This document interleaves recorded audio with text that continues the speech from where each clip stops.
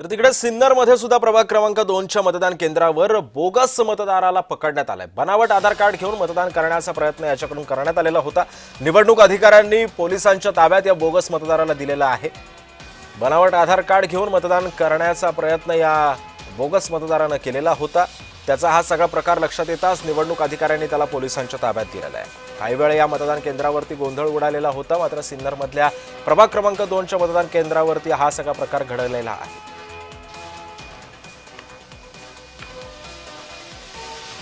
या संदर्भात अधिक माहिती देतात माझे सहकारी किरण गोटूर सध्या आपल्या सोबत आहेत। किरण, बोगस मतदाराला पकडण्यात आलेला आहे, नेमकं काय घडलं होतं तेव्हा मतदार केंद्रावर? सिद्धेश, आज नाशिक मध्ये सिन्नर, ओझर आणि चांदवड या ठिकाणी ज्या काही प्रभागांच्या निवडणुका रखडलेल्या होत्या त्या प्रभागांच्या निवडणुका होत आहेत।